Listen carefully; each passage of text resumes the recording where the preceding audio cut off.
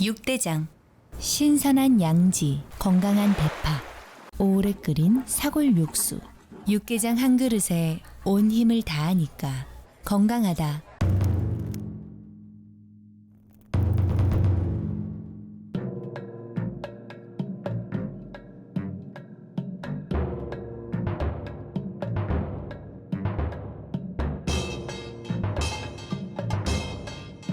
육개장은 육대장. 행복한 2월을 선물합니다.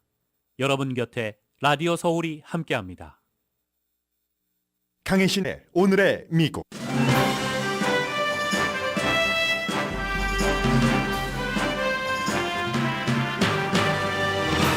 미국과 중국의 풍선 긴장이 강해지고 있습니다. 미국이 금요일부터 일요일까지 사흘 연속 미국과 캐나다 영공에 떠있는 이상 물체를 격추시켰습니다. 일부 격추 작전은 캐나다와 공동으로 했습니다. 중국은 미국이 10번 이상 정찰 풍선을 중국 영공에 띄웠다고 주장했고 미국은 부정합니다. 바이든과 시진핑 의지와 상관없이 한동안 미중 관계는 긴장이 이어질 게 당연해 보일 정도의 냉각입니다. 캔사스시티 칩스가 4년 사이 두 번째 슈퍼볼에서 우승했습니다. 8초를 남기고 이긴 승리입니다. 57회 슈퍼볼은 스포츠 베팅, 흑인 부각이 키워드고 트럼프 등 공화당 정치인이 커멘트로 논란을 일으켰습니다. 플로리다주에서는 아마존이나 AT&T 등 대기업이 위선적이라는 비난을 받고 있습니다. 흑인 역사의 달에 인종차별을 비난하면서 동시에 흑인 역사 교육을 금지하는 정치인에게 막대한 선거 자금을 준다는 비난입니다. 발렌타인스데이 관련 뉴스도 오늘은 눈에 띕니다. 세계적으로 출산율이 낮은 공통적인 이유는 경제적인 것과 여성의 경력 등 때문으로 알려져 있습니다. 그런데 여성이 적당한 남편감을 찾지 못하는 게 가장 중요한 이유라는 보도와 함께 해결책도 제시된 기사도 눈에 띕니다. 속옷에 대한 미국 관세에 남녀용 차별이 있다는 보도도 나왔습니다. 남자 속옷에 대한 관세는 11.5%, 그에 비해서 여자 속옷에 대한 관세는 15%입니다. 3만 5천 명 이상이 사망한 터키 시리아 지진은 지금부터의 생존자 뉴스는 모두 기적이고 총선이 얼마 남지 않은 터키 정부는 건축업자들을 잡아들이고 있습니다. 미국에 살고 있는 파키스탄 사업가가 이름을 숨긴 채 3천만 달러를 지진 피해자들을 위해 기부했습니다. 미국 정부는 오늘 러시아에 머물고 있는 미국인들에게 즉시 러시아를 떠나라고 경고했습니다. 여행 중인 사람은 여행을 중단하고 여행을 가지 말라는 최고 수준의 경고입니다. 여러분 안녕하십니까? 오늘의 미국 강혜신입니다. 오늘 미국의 탑 뉴스는 미국이 금요일, 토요일, 일요일 사흘 동안 이상 물체를 미국과 캐나다 영공에서 격추시킨 뉴스입니다. 그러면 지난주 토요일에 2월 4일에 정찰 풍선이다. 이것은 이제 미국이 분명히 밝혔습니다. 사우스캐롤라이나에서 이제 역시 미국 영공이기는 하지만 약간 육지를 벗어난 그곳에서 스쿨버스 3대 크기의 풍선을 미국이 격추시켰습니다. 그리고 이제 지금부터 이 세 개의 금토 일에 격추시킨 것은 논란이 조금 있습니다. 그리고 미국 정부에서도 자세히 밝히질 않고 있고 자세히 밝히지 않는 부분에 대해서 또 공화당이 비난을 하고 있습니다. 금요일이었습니다. 오늘의 미국이 끝나고 나서 엘라스카의 고도에서 이상 물체가 있어서 작은 자동차 크기만한 물체라고 했습니다. 그리고 미국이 격추시켰습니다. 토요일에는 캐나다 유콘, 미국과의 국경이죠. 국경에서 한 100마일 정도 떨어진 이곳에서 역시 작은 자동차 크기의 물체를 격추시켰습니다. 이때는 캐나다와 미국이 합동작전을 펼쳤고 그리고 이제 미국의 전투기가 격추시켰습니다. 그리고 어제 일요일이었습니다. 레이크 휴런, 이 그레이트 레이크 그쪽에 있는 5대5에 있는 그 레이크 가운데서 캐나다와 국경이 있고 그리고 미시간주로 치면은 북동쪽에 있는 레이크 휴런에서 고도가 약 2만 피트였답니다. 이상 물체가 날아다니던 고도가. 그러면 상업용 비행기와 충돌할 가능성도 있고 위험이 된다는 거죠. 그리고 이제 인근에는 미군 그 기지가 있기 때문에 5대5를 가로질러서 비행하는 것을 결국은 그 격추시켰다는 겁니다.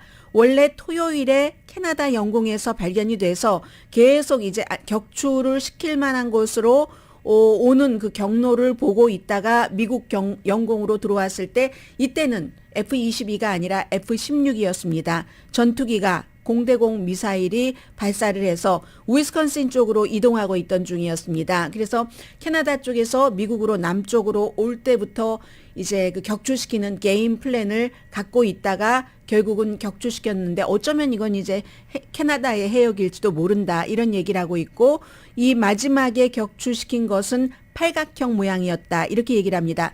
그러면 지도로 보면 제일 먼저 남쪽에서 사우스캐롤라이나 해안 쪽에서 격추시켰고 그 다음이 제일 북쪽으로 가서 알래스카에서 그리고는 다시 알래스카보다 약간 남쪽으로 내려와서 유콘 더 남쪽 이번엔 남동쪽으로 가서 레이크 휴런에서 결국은 격추시켰다는 얘기가 됩니다. 그런데 특히 이제 그 3번에 격추시킨 건 뭐 그 안에 뭐 금속도 들어있었다, 뭐 웬만한 어떤 크기의 뭐 디바이스도 들어있었다 이런 얘기들을 많이 하고 있고 민주당의 척 슈머 상원 그 원내대표는 이것은 분명히 무슨 정찰용이다라고 얘기를 했는데 또 다른 의원은 정찰용이 아니라 이 세 개는 기상용일 수도 있다 뭐 이런 얘기까지 하고 있고 미국 정부에서 정확하게 그 물체가 무엇이었는지는 밝히지 않고 있습니다. 이상 물체다. 그런 정도만 지금 얘기를 하고 있는데 여기까지 나오니까 중국이 오늘 아침에 뭐라고 얘기를 하냐면 미국이 2022년 초부터 그러니까 지난해 초부터 지금까지 중국 영공에 10번 이상의 고도 풍선을 보냈다 하고 주장을 하고 있습니다. 그런데 중국은 이게 군사용인지 정찰용인지를 밝히지 않았지만 다만 불법으로 중국 영공에 미국 풍선이 들어왔었다라고 얘기를 합니다. 중국이 이 같은 주장을 하는 것은 처음입니다. 미국은 가짜 주장이다라고 발표를 하고 있습니다. 그리고 중국에서는 일부 매체에서 중국의 북동쪽의 항구에 일요일에 미확인 공중 물체가 발견이 돼서 중국이 지금 그것을 추격을 할 준비를 하고 있다라고 일요일에 중국 날짜로 일요일에 발표를 했는데 그리고 나서 월요일에는 거기에 관한 아무런 뉴스가 없습니다. 어쨌든 지금 1월 28일에 처음으로 발견이 돼서 처음 격추시킨 날짜가 2월 4일, 2월 4일부터 오늘 2월 13일입니다. 여기까지 오는 동안에 미국과 중국과의 긴장이 굉장히 강해졌습니다. 그래서 당초에 예상했었던 것보다 더 오래 미국과 중국과의 긴장이 갈 수도 있고 그리고 슈퍼 강대국의 이 같은 긴장은 항상 슈퍼 강대국의 지도자들이 잘 알고 있는 점입니다. 필요 없이 그 긴장의 수위가 높아지는 것을 시진핑도 바이든도 원치 않는데 문제는 시진핑의 중국과 바이든의 미국에서 정치인들이 정치적으로 굉장히 그 긴장의 수위를 높인다는 데 있습니다. 처음에는 뭔가 그 빠른 해결책이 있을 듯 보였습니다. 그렇지만 이렇게 내부에서 정치적인 압박을 받고 있기 때문에 서로 적대시할 수밖에 없는 입장이 됐거든요. 중국이 제일 처음에 알래스카에서 이제 그 격추시켰던 그 일이 있었을 때는 처음에 중국으로서는 최대한 인정을 했죠. 그러나 이제 이게 민간이고 그리고 기상 연구를 하기 위한 것이다. 하지만 굉장히 유감이라는 뜻을 얘기를 했는데 그러다가 점점 중국은 강해집니다. 미국이 중국의 기상용이다라는 것을 기상용이 아니다라고 얘기를 했고 심지어는 이제는 그 파편까지 돌려줘야지 된다. 이렇게 얘기를 하고 있습니다. 이게 이제 두 번째, 세 번째, 네 번째 이상 물체를 미국이 격추하기 전에 나왔었던 반응입니다. 미국은 처음에는 알래스카에서 이상 물체가 발견이 됐었을 때는 아니 왜 일주일 동안이나 가만히 있어. 공화당이 바이든 행정부를 공격하기 시작했죠.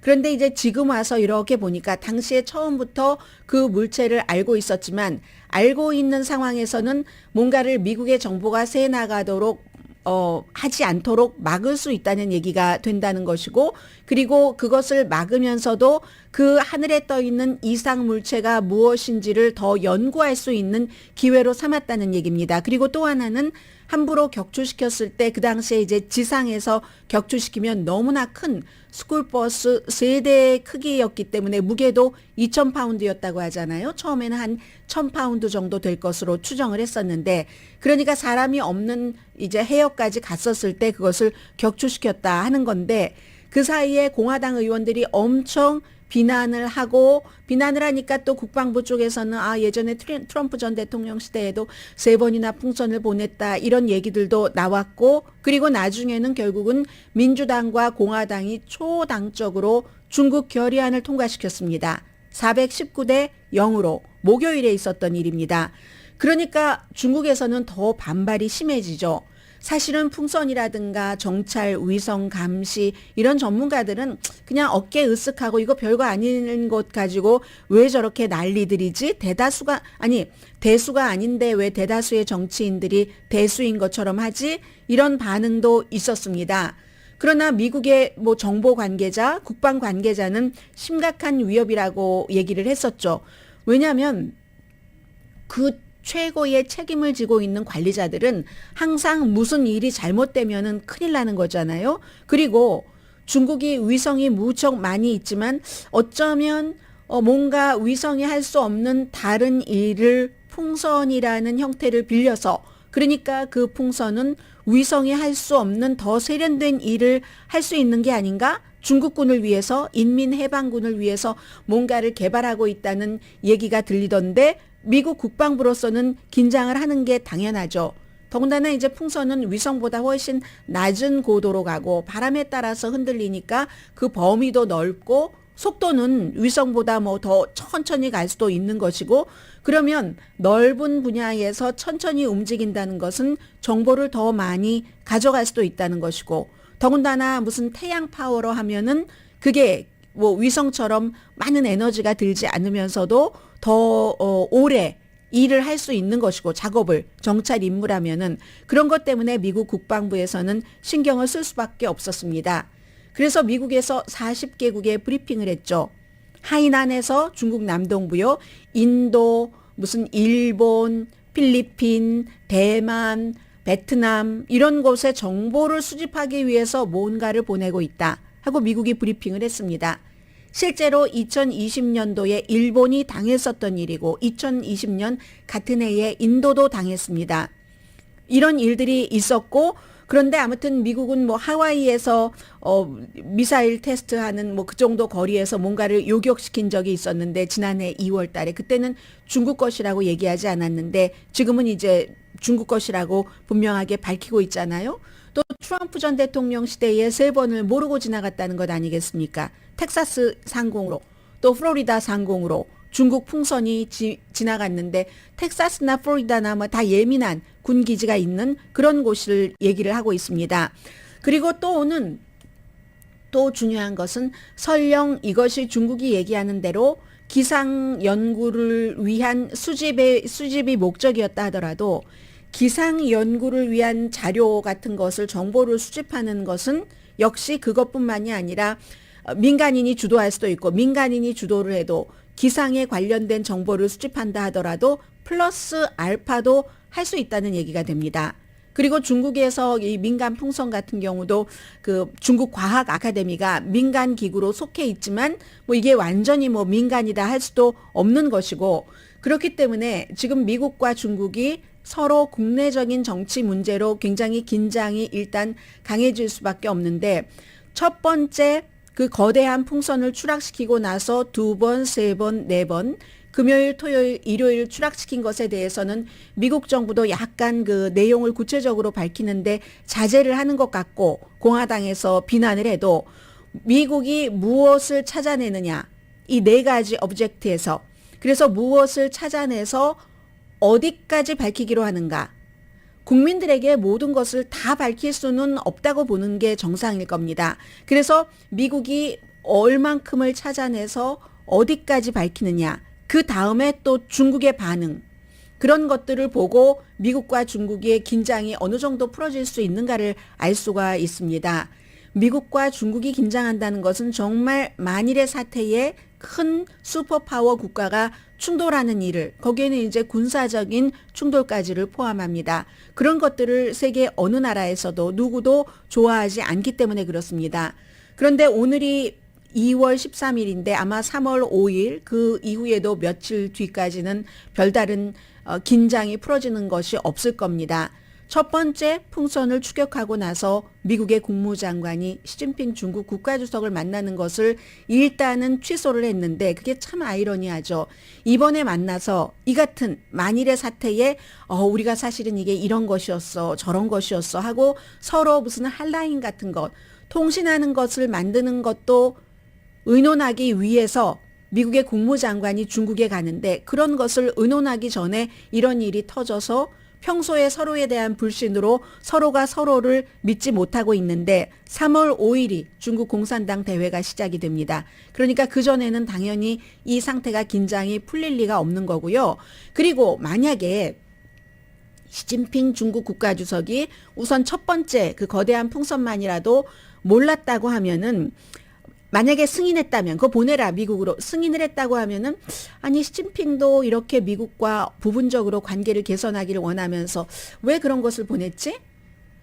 보냈다면은 그거는 보내면서도 한편으로는 우리가 이런 기술도 있어 하는 것을 과시하기 위해서 미국을 떠보기 위해서라고도 볼 수 있고 시진핑이 이걸 승인하지 않았다면 아니 어떻게 이런 일이 일어날 수가 있는가? 중국 공산당 내부에서도 분열이 만만치 않네? 이런 일들이요. 그리고 만약에 처음에 얘기한 대로 사고였다면 왜 구체적으로 어떤 회사가 뭐 어떻게 해서 이렇게 일어났는데 그 사고의 내용에 대해서 얘기하지 않는가? 민간 회사가 책임이 있다고 하면 그 민간 회사가 어느 회사라고 회사 이름도 밝히고 왜 하지 않는가? 이런 거죠.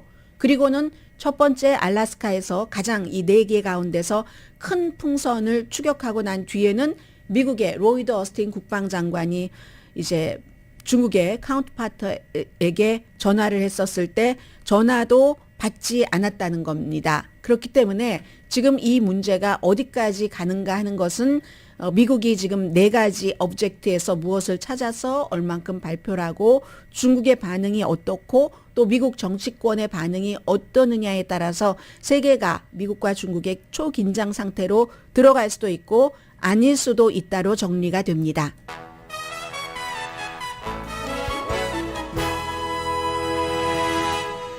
오늘의 미국은 신용의 상징 유한양행 건강식품과 누구나 젊어지는 얼굴, 피부과학 셀리온, 이민법 가정법 전문 제인정 종합법률사무소, 프리미엄 고기 쌈밥 전문 레스토랑 쌈, 재래식으로 직접 만든 검정콩 생순두부 수라원 순두부, 총 20억 달러 승소, 교통사고와 상해 전문 브라이언 타필라와 시지로 변호사 공동펀입니다. 잠시 뒤에는 뭐 당연히 그 슈퍼볼 얘기를 조금 드려야지 될 텐데 이 슈퍼볼이 올해는 유난히 문화적인 논란도 많았고요. 그리고 슈퍼볼은 항상은 아니지만 뭐 심심했던 그런 때도 있기는 있지만 정말 그 인간의 그 아슬아슬한 면 있죠. 경기적으로는 그런 것도 보여줬고요. 그리고 이 슈퍼볼에서 보여준 문화적인 것과 플로리다의 문화 전쟁 같은 것도 연결이 돼서요. 잠시 뒤에 전해드립니다.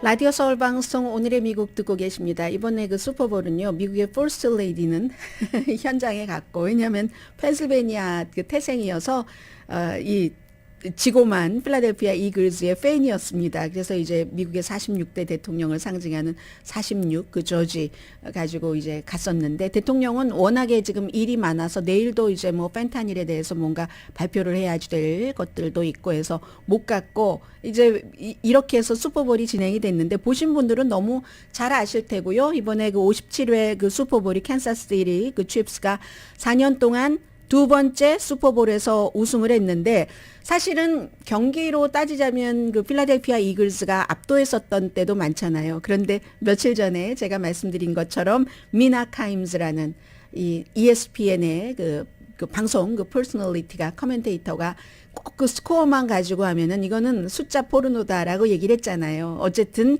이 두 팀이 할 수 있는 한 많은 것을 얼만큼 보였느냐 하는 건데 38대 35인데 8초 남겨놓고 이긴 것이고 그 패트릭 마홈스가 halftime 직전에 그 오른쪽 발 부상, 나중에는 좀 절뚝거리는 모습도 보이고 했잖아요.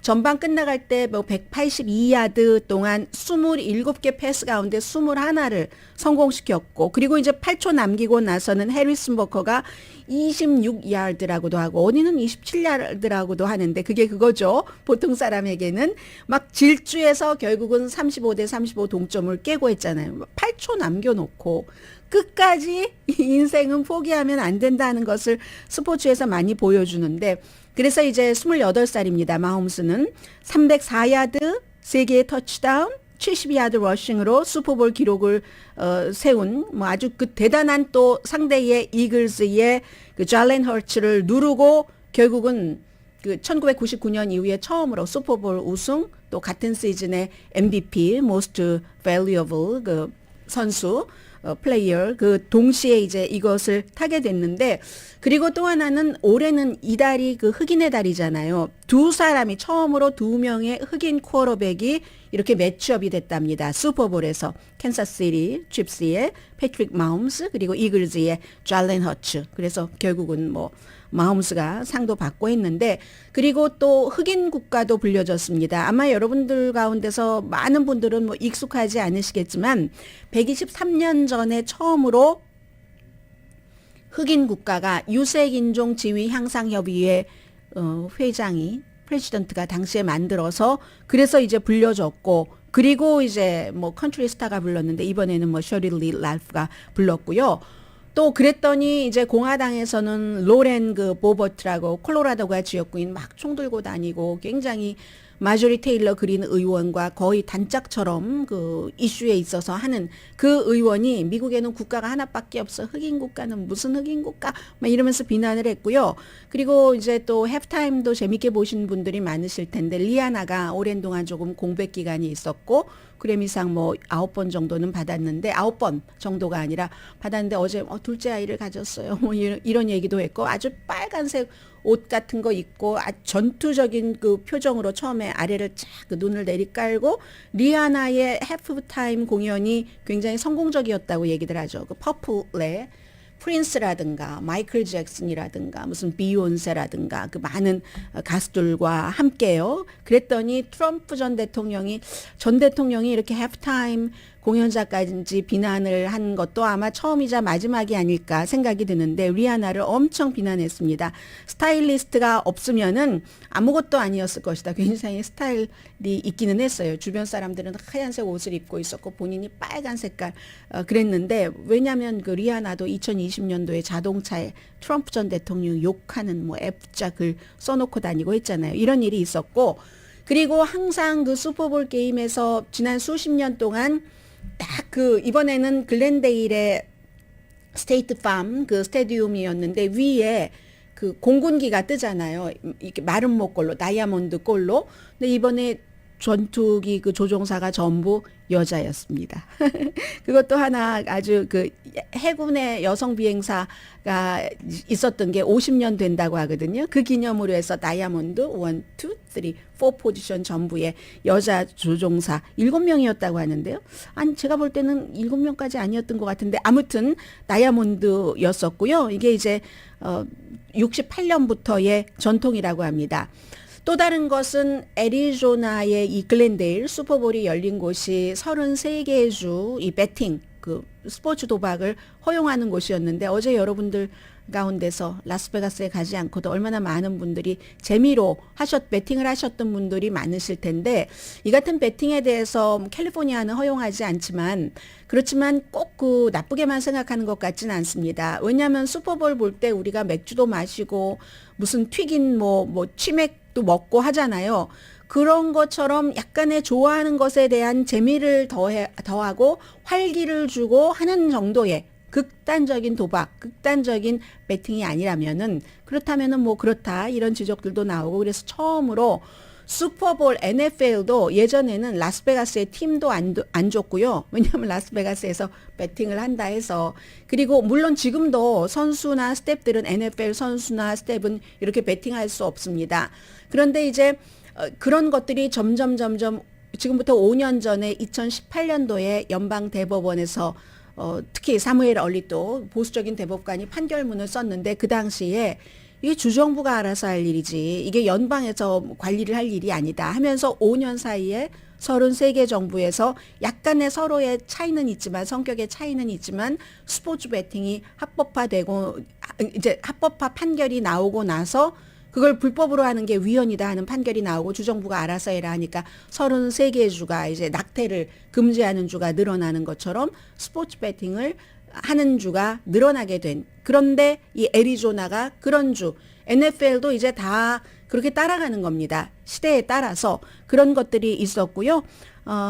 그 정도가 이제 문화적으로는 좀 이번에 슈퍼볼이 다른 해와 좀 달랐다 하는 것이고, 그리고 슈퍼볼과 뭐 꼭 연관되는 것이라고도 볼 수 있고 연관 안 된다고도 볼 수 있는데 오늘 보니까 플로리다주에서 대기업들이 흑인 역사의 달을 이용해서 장사만 잘하면서 인종차별 비난하면서 흑인 역사의 달이 저희 기업의 가치는 이겁니다 하고 인종차별에 대해서 엄청나게 비난하면서 인종차별을 막기 위한 사회적인 어떤 그 교육 같은 그런 시스템을 막는 정치인과 또 특정한 그 어떤 그 그룹들을 지원을 한다 해서 비난을 엄청 받고 있습니다. 회사는요, 아마존, AT&T, 컴캐스트, 디즈니, 심지어 디즈니는 최근에 이제 플로리다 주지사와 사이가 안 좋아졌지만 사이 안 좋아질 때까지는 기부를 많이 했다는 겁니다. 월마트, 코카콜라, 또 뭐 도어대쉬, 이 음식 배달하는 또 제너럴 모터스 이런 회사인데 특히 2020년도에 조지 플로이드가 목 졸려서 백인 경관에 의해서 숨지고 나서 많은 기업들이 인종차별 없어야지 돼 하는 것을 공개적으로 밝혀왔는데 지금 보도를 보면은요. 제가 지금 어디에 보도냐면은요. 뒤로 가버렸어요. 네, 영국의 가디언의 보도입니다. 아주 자세히 전했는데 예를 들어서 워싱턴에 있는 비영리 재단 Center for Political 정치 책임 센터라는 곳과 플로리다주 올랜도에 있는 아주 진보적인 단체입니다. 이 단체는 Equal Ground라는 이런 단체들이 쭉 조사를 했더니 기업이 최근에 몇 년 동안 계속 점점 인종이라든가 사회적인 이슈에 대해서 의견을 얘기를 하잖아요. 왜냐하면 직원들도 요구를 하고 소비자들도 회사의 입장을 밝혀라 하니까 그래서 흑인 역사의 달에 인종차별 없애야지 돼라고 많이 말하고 성명을 내면서 완전히 론 디센티스라는 플로리다 주지사에게 기부를 한다던가 지난 2022년 선거에서도 공화당에 엄청 기부를 했는데 그게 이제 특히 플로리다의 경우는 학교에서 공립학교에서 뭐 대학교 AP 시험도 그렇지만 비교 인종학이라든가 아니면 흑인 노예제라든가 이런 것을 백인의 해가 된다는 이유 등을 들어서 그리고 잘못된 것을 가르친다 등의 이유를 들어서 가르치지 못하게 하고 있잖아요. 그렇게 디즈니조차도 이 론 디센티스 재선에 5만 달러를 기부를 하고 플로리다 공화당에 12만 5천 달러를 기부했다. 공화당에 기부한 게 나쁜 게 아니라 공화당이 론 디센티스가 학교, 고등학교, 초등학교, 중학교, 대학교에서 이러한 것을 가르치면 안 된다. 이 가르치면 안 된다 하는 인종과 연관돼서 그런 주장은 찬성하는 사람들도 있고 반대하는 사람도 있습니다. 그런데 어쨌든 지금은 이제 그 론 디센티스가 뭐 노예제를 가르친다던가 비교 인종을 가르친다던가 하는 것을 그 금지하는 것에 반대하는 입장에서 지금 그 가디언이 보도를 한 겁니다. 20만 달러를 기부한 회사도 있고요. 듀크 에너지는 200만 달러를 론 디센티스의 그 같은 교육 정책에 지지하는 공화당에 기부를 했다는 얘기가 나옵니다. 이것은 이런 비영리 단체라든가 진보적인 단체가 볼 때는 백인의 지배력을 강화시키기 위한 거다. 왜냐하면 어떤 때는 백인도 과거에 뭐 어떤 그 노예제라든가 아니면 그 이후에 아프리칸 아메리칸들이 뭔가 도시에 적응하는데 맞지 않는 성품도 성품이나 성향이나 자연적인 DNA 유전자 같은 것도 있겠으나 정부가 의도적으로 그들의 뭐 경제적인 권리 같은 것을 막도록 구획을 정하고 융자를 줄 때 주택에 대해서 차별을 하고 했던 이런 것들 있죠. 이제 그런 것들을 가르치는 것을 막음으로써 계속 백인의 지배력을 강화하려고 한다. 이런 주장들을 하는 겁니다. 아무튼 그래서 지금까지 플로리다주뿐만이 아니라 25개 주에서 인종에 대해서 좀 구체적으로 가르치는 것을 금지하는 법안이 최근에 많이 나왔고요. 그리고 또 하나 중요한 것은 론 디센티스가 이제는 더 이상은 플로리다의 주지사로서가 아니라 미국의 대통령이 될 수 있는 가능성이 아주 높아진 사람이기 때문에 비교 인종 이론이라든가 흑인에 대한 역사에 대해서 가르치는 것을 금지한다고 하면은 이게 이제 흑인뿐만이 아니라 나머지 소수 인종들은 본인들도 흑인처럼 그런 힘이 있고 저항 세력이 아주 오랜 동안 유지되어 오고 커왔던 게 흑인 인종이잖아요. 그런 때는 이제 라티노나 다른 소수 인종들도 그런 점들을 생각을 해볼 수 있는 거죠. 아무튼 그래서 소비자가 기꺼이 회사들이 어떠한 그 인종 차별에 대해서 눈을 감고 있다던가 하면은 그 회사에 대해서 보이콧을 하겠다 하는 그 주장들이 또 밝힘 소비자들이 그런 것들이 강해지면서 회사들은 양쪽에다 지금 줄대기 하는 거예요. 소비자들도 만족시키고 그러나 그 사람이 또 정치인이 주지사가 될 가능성이 높기 때문에 그렇게 되는 경우 주지사하고 관계가 나빠서 그 회사에 이득이 있는 게 뭐가 있겠습니까? 그러니까 위선적이다라는 비난을 받고 있습니다. 잠시 뒤에는요. 발렌타인스데이와 관련이 있는 뉴스 두 가지, 하나는 관세에 관한 것, 하나는 출산율에 관한 것 전해드립니다.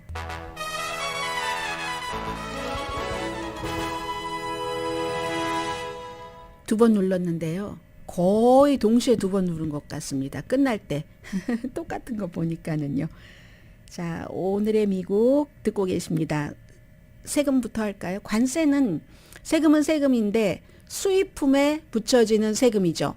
중국에서 물건이 수입해서 미국으로 들어온다 하면은 거기에 이제 관세를 또 붙이는데 그게 미국의 수입업자가 내는 겁니다. 트럼프 전 대통령이 항상 주장을 했었던 그 중국에서 내는 거다 관세는 중국 제품에 대해서 이 말은 거짓말입니다. 이제 미국의 수입업자가 내는 거고 수입업자가 미국 정부에 내는 거죠. 관세를 미국 정부에 내면은 그러면은 아무래도 그 수입품은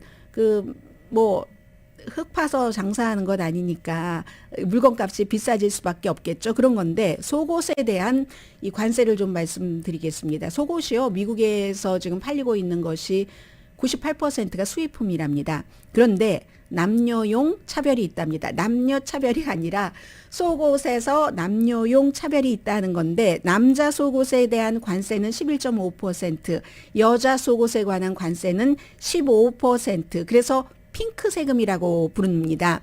속옷에 관한 이 결론 자체가 차별이다. 이게 워싱턴 포스트가 오늘 보도를 한 내용인데요.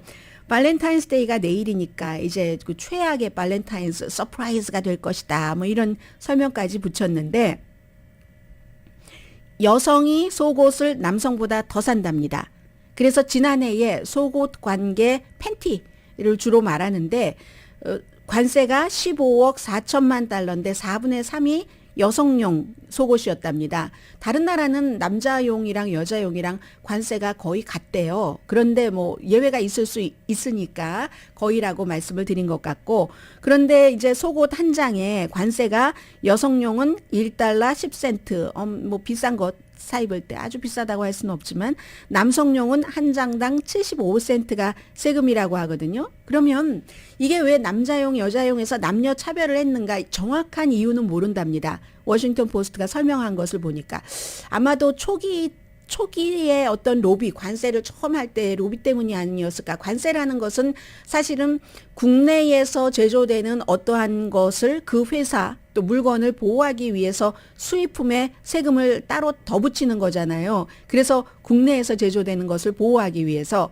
그런데 처음에 로비할 때 여성용에 더 관세를 많이 붙이겠다. 이건 뭘 얘기를 하냐면 여성용이 남성용보다 아무래도 좀 노동력이 더 들어가잖아요. 아주 델리케이트하게 섬세하게 뭐 리본을 달아도 달고 뭐 어디에 괜히 보이지도 않는데라고 말씀드리면 안 되죠. 제가 이게 막 뭐 예쁘게 뭐 수도 놓고 뭐 자를 때도 예쁘게 커링하고 하면 남자용 박스보다 훨씬 수공이 많이 들어가잖아요.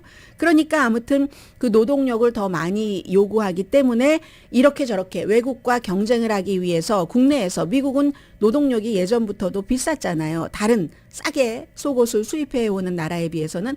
그래서 여성용의 관세가 더 많았다. 이게 이제 합리적인 추론이라는 얘기를 하고 있고요. 아무튼 그렇답니다. 그리고 그래서 핑크텍스라고 얘기를 한다고 하는데 저는 이 말씀을 드리면서 이거 조금 있으면 핑크텍스라고 안 할 수도 있지 않을까라고 상상을 해봤습니다. 왜냐하면 요즘은 하도 세상이 과거와는 달라졌기 때문에 핑크하면 걸, 무슨 뭐 또 블루 하면은 보이, 우리가 그 잘 아는 그 유명한 그림 블루하고 핑키하고 그런 것도 이제 더 이상 통하지 않을까 하는 생각도 들었고요. 아무튼 미국의 그 속옷에 대한 관세가 그렇답니다.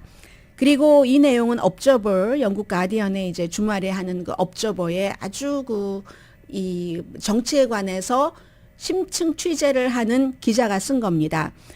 마샬 게일이라는 여자 기자입니다. 그런데 뭐라고 얘기를 하냐면 출산율이 세계적으로 낮죠? 그 낮은 이유는 한마디로 여러 가지 뭐 경제적인 거 등등등등 얘기를 하는데 여성들이 미스터 롱과 더 이상 남편 아내로 또 오랜 동안 이렇게 살기 싫어하기 때문이다 라고 결론을 내리거든요. 대부분의 부자 나라에서 아이를 안 낳는데 그렇기 때문에 이제 이민으로 해결하려고 하죠. 그런데 이민은 또 부자 나라에서만 할 수 있는 것이고 왜 이렇게 여자가 아이를 안 낳는가 하는 것을 해결책을 뒤에 얘기를 하는데요. 출산율을 높이려는 이런저런 정책 써봤자 별로 효과가 없잖아요. 왜냐하면 정말 문제를 모르기 때문이다 라고 얘기를 하는데 미스터 라이트, 아주 올바른 나와 같이 살 만한 그런 사람이 없기 때문에 아이를 안 낳는 것이다. 고로 결론은 미혼모를 지원해야지 된다. 이런 얘기거든요. 이것도 굉장히 현대적인 결론인데요. 일단은 부부에게 여러 가지 인센티브를 국가에서 주지만 그것이 출산율을 높이질 못합니다.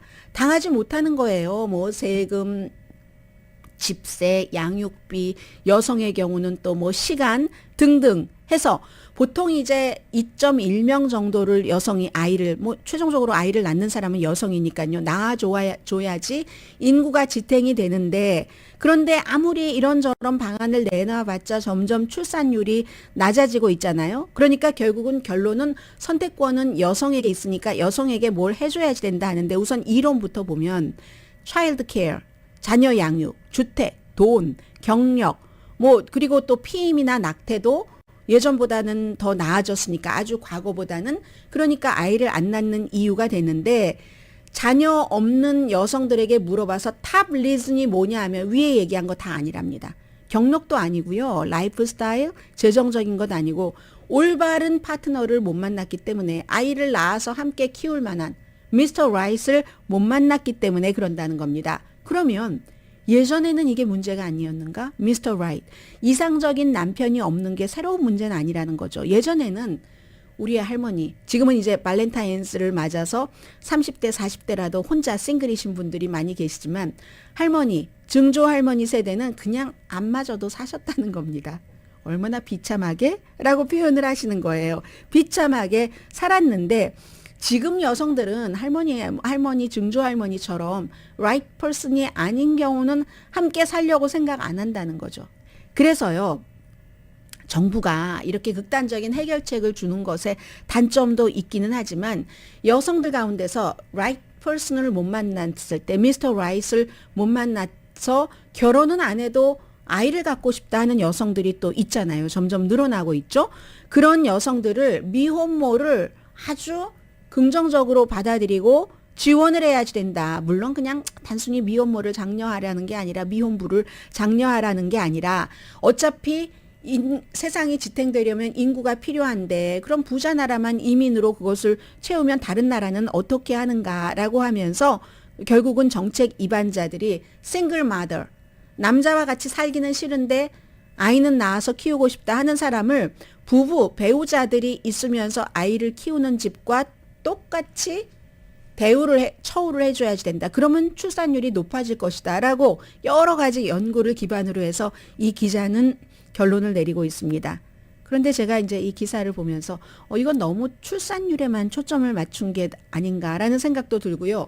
전에는 예를 들어서 내가 남자랑 같이 살기는 싫은데 아이는 낳고 싶어 하는 여성들이 있으면 항상 그 뒤에 했었던 생각들이 그럼 그 아이가 좋아하겠어? 사회적으로 그 통념 같은 것이 있기 때문에 아이가 좋아하겠어? 본인만 생각하고 아이를 희생시키는 것 아니야? 이렇게 생각을 했는데 이제는 그 사회적인 통념이 얼마나 바뀌었는지 모르겠습니다만은 국가마다 또 지역마다 다르겠지만 세상과 생각은 변하는구나. 좋은 방향으로든 나쁜 방향으로든 그리고 이게 좋은 방향인지 나쁜 방향인지 누가 판단을 딱 그 자로 잰 듯 할 수 있겠습니까? 아무튼 영국의 가디언의 업저버 그 주말에 하는 그 섹션에서도 그냥 여성들이 결혼하지 않고 아이를 낳고 싶어하는 여성들에게 많은 것을 해줘라. 처우를 해주면 출산율이 높아질 것이다. 이 같은 제안이 나왔다는 게 중요한 것 같습니다. 2023년입니다.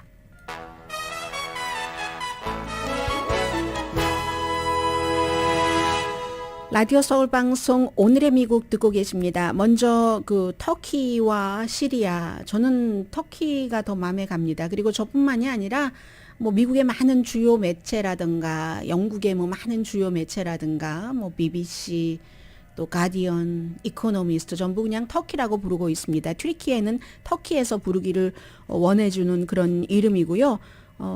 부르기를 원해주는 대로 불러주긴 해야지 되는데요. 그러면 섞어서 부르겠습니다. 지금 3만 5천 명 이상이 사망했고 3만 명 정도는 적어도 터키에서 사망했습니다. 터키에서 8만 명 이상이 병원에 입원을 했고 100만 명 이상이 임시 쉘터에서 생활을 하고 있습니다. 그런데 터키와 달리 시리아는 반군이 잡고 있는 그 지역에서 지진이 일어났기 때문에 터키 정부가 시리아 정부가 제대로 뭔가를 해주지를 않고 있습니다. 심지어 유엔의 구호팀이 가려고 해도 뭐 중국, 일본, 뭐 한국, 러시아 전부 뭔가를 돕겠다는 팀이 가잖아요. 터키로 간 겁니다. 시리아에서 받아주질 않기 때문에. 그래서 이제 미국이 시리아를 테러 국가로 일찌감치 지정을 하고 그 이후에 지금 바사르 알 아사드 대통령과도 사이가 나쁘기 때문에 경제적인 제재를 하고 있는데 이번 지진으로 180일 동안 경제 제재를 풀기는 풀었습니다. 그리고 시리아 정부를 향해서 우리가 그쪽 지역에 구호 활동을 할 수 있도록 좀 열어달라, 길을 열어달라고 하는데도 시리아 정부가 지금 열어주고 있지 않습니다. 그렇기 때문에 처음부터 이번 지진의 그 큰 그 피해 지역도 터키였던 것도 사실이지만 이렇게 반군 지역에서 일어난 그 지진 그 피해이기 때문에 시리아가 주목을 받지 못합니다. 물론 규모도 그쪽에서 3만 명이 숨졌으면 남쪽 아래 시리아 쪽에서 5천 명이 숨지고 그런 점들도 있지만요. 170시간이 지나고 나서도 뭐 40세 여성이 구조됐고 그전에 또 뭐 50대 또 10살 지금부터 구조되는 모든 사람들은 기적인 겁니다. 그리고 이제는 구조 작업이 아니라 시신을 찾는 그런 작업으로 전환을 했는데 이건 이제 터키에서 1998년도 18,000명이 숨진 그 지진 이후에도 뭔가 규제를 만들어 놓고 지진에 대한 건축법을 만들어 놓고 정부에서도 슬렁슬렁 뭐 뇌물 받고 그냥 가게 하고 건축업자도 비양심적으로 지었기 때문에 최근에 지어진 건물도 와르르 무너진 이런 일이기 때문에 지금 정부는 5월 달에 선거 치러야지 되니까 건축업자들 한 명씩 한 명씩 잡아들이고 구금하고 출국 금지시키고 하지만 이게 그것으로 해결이 될 것 같진 않고요. 파키스탄 주민, 미국에 사는 미국 영주권자겠죠. 3천만 달러를 터키와 시리아 피해자들에게 도움을 주십시오 하고 워싱턴 DC에 있는 파키스탄 영사관으로 걸어와서 파키스탄 사람이 3천만 달러를 기부했답니다. 이름도 밝히지 않고 이런 일들이 이제 또 비극적인 곳에서 오는 또 하나의 것이라고도 할 수 있겠고요. 자, 일단 오늘의 미국을 후원해 주시는 분부터 말씀드리자면은 신용의 상징 유한양행 건강식품과 누구나 젊어지는 얼굴 피부과학 셀리온, 이민법 가정법 전문 제인정 종합법률사무소, 프리미엄 고기 쌈밥 전문 레스토랑 쌈, 재래식으로 직접 만든 검정콩 생순두부 수라원 순두부, 총 20억 달러 승소, 교통사고와 상해 전문 브라이언 타필라와 시지로 변호사 공동 후원이었습니다. 10시에 좋은 아침 좋은 하루 방송됩니다. 오늘 아침에 미국 국무부가 4단계 최고로 높은 단계로 러시아에 가지도 말고 그곳에서 여행하고 있는 사람은 돌아오십시오라고 얘기를 했습니다. 2월 24일이 되면 이제 바이든 대통령이 폴란드로 가기 며칠 전이죠. 러시아가 우크라이나를 침공한 지 1년이 되는 때고 그때가 되면 미국인이잖아요. 미국인이기 때문에 뭔가 고통을 받을 수도 있고 뭐 잘못돼서 구금될 수도 있고 이런 모든 단계, 모든 가능성을 차단하기 위한 그런 것이다라고 생각하시면 되겠고요. 지금 들어오고 있는 뉴스를 보니까 북한에서 김정은의 딸인 김주애와 같은 이름을 가진 사람은 바꿔라 하는 일들이 지시되고 있다고 하거든요. 이게 김정은 위원장이 최고 지도자가 되기 1년 전에도 이런 일이 있었습니다. 아마도 딸을 최고 지도자로 키우려고 하는 것이 사실인가 현재로서는 그쪽에 무게가 조금 실리고 있는 뉴스라고도 볼 수 있겠습니다. 강혜신이었습니다.